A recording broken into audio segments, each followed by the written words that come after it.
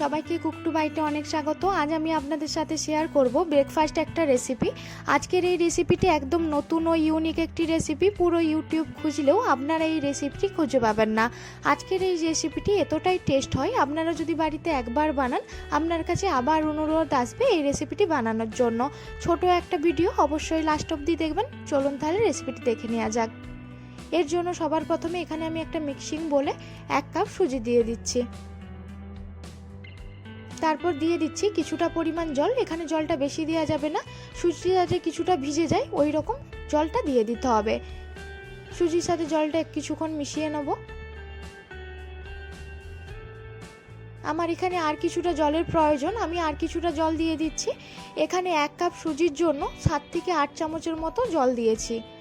আবারও কিছুক্ষণ জলের সাথে সুজিটাকে মিশিয়ে নেব। মেশানো হয়ে গেছে। এবার এখানে আমি একটা ঢাকনা চাপা দিয়ে 10 মিনিটের জন্য ঢেকে রেস্টে রেখে দেবো। 10 মিনিট পর দেখিয়ে দিচ্ছি, দেখুন সুজিটা অনেকটাই সফট হয়ে গেছে। এরপর দিয়ে দিচ্ছি সেদ্ধ করা আলুটাকে একটা গ্রেটারের সাহায্যে গ্রেট করে আমি দিয়ে দিচ্ছি। এখানে আমি 2টো আলু ব্যবহার করেছি। তারপর এখানে দিয়ে দিচ্ছি আমি 4 চামচ কর্নফ্লোর দিয়ে আবার সব কিছুর সাথে আমি আরেকবার খুব ভালোভাবে মিশিয়ে নেব। কিছুক্ষণ মেশানোর পরে দেখেই বোঝা যাচ্ছে ডোটা অনেকটা চ্যাটচ্যাটে আর হাতে লেগে যাচ্ছে। এখানে আমার আর কিছুটা কর্নফ্লোরের প্রয়োজন। আমি এখানে আর 2 থেকে 3 চামচের মতো আবারও কর্নফ্লোর দিয়ে সব কিছু আবারও মিশিয়ে নিচ্ছি। এখানে একটা রুটির আটার ডোয়ের মতো ডোটা তৈরি করে নিতে হবে। তারপর দিয়ে দিচ্ছি 1 চামচ সাদা তেলটা দিয়ে আবার ডোয়েতে আমি কিছুক্ষণ মিশিয়ে নেব। মেশানো হয়ে গেছে, দেখুন আমার ডোটা তৈরি হয়ে গেছে।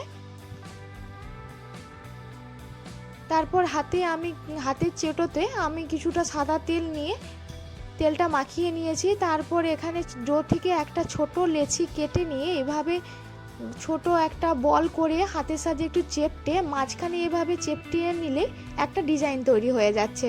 আপনারা আপনাদের ইচ্ছা মতো একটা ডিজাইন তৈরি করে নিতে পারেন। আমি এখানে আরেকটা করে আপনাদেরকে দেখিয়ে দিচ্ছি। ডো থেকে কিছুটা ছোট পরিমাণ লেচি কেটে নিয়ে হাতের সাহায্যে এরকম ছোট একটা গোল বল করে নেব। গোল বল করে একটু চেপটে নিয়ে মাঝখানটা এইরকম একটু চেপটে দিলে এইরকম একটা ডিজাইন তৈরি হয়ে যাবে। এইরকমভাবে আমি সবগুলোকেই তৈরি করে নেব। এইভাবে আমি সবগুলোই তৈরি করে নিয়েছি। এগুলো যত ছোট করতে পারবেন তত খেতে ভালো হয়। তারপর আমি জলটাকে খুব ভালোভাবে ফুটিয়ে নিয়েছি। তারপর সবগুলো আমি ছেড়ে দিয়েছি। তারপর দিয়ে দিচ্ছি এখানে স্বাদ মতো নুন। আপনারা চাইলে ডোটা তৈরি করার সময় নুনটা দিয়ে দিতে পারেন।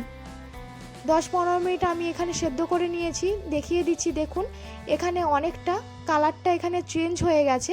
আর যখন সিদ্ধ হয়ে যাবে জল থেকে অনেক উঠে আসবে, তখন বুঝে নেবেন এগুলো সব সিদ্ধ হয়ে গেছে।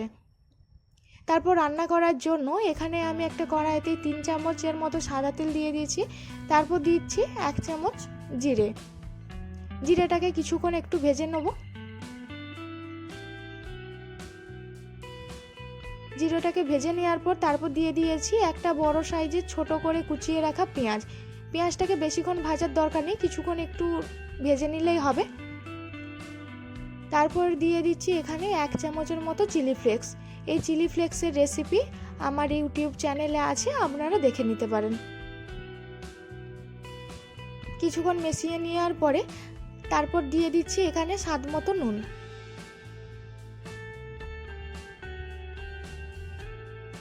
তারপর আগে থেকে যেগুলো আমি সিদ্ধ করে তুলে রেখেছিলাম জল ঝরিয়ে সেগুলোও দিয়ে দিচ্ছি। এবার সব কিছু পেঁয়াজের সাথে আমি খুব ভালোভাবে 2-3 মিনিটের জন্য মিশিয়ে নেব। আশা করি আজকের এই ভিডিওটি আপনাদের কাছে ভালো লাগবে। 3-4 মিনিট একটু সময় নিয়ে ভালোভাবে একটু নাড়াচাড়া করে ভেজে নিয়েছি। তারপর এখানে দিয়ে দিচ্ছি 2 চামচের মতো টমেটো সসটা দিয়ে আবারও আমি সব কিছু আরেকবার ভালোভাবে মিশিয়ে নেব।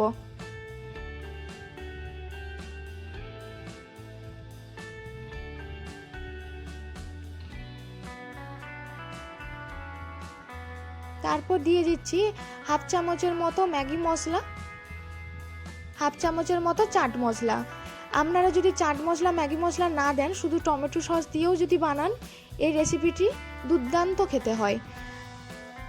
এই সব কিছু ভালোভাবে মিশিয়ে নিলে আজকের এই রেসিপিটি তৈরি হয়ে গেল। কেমন লাগলো অবশ্যই কমেন্ট করে জানাবেন।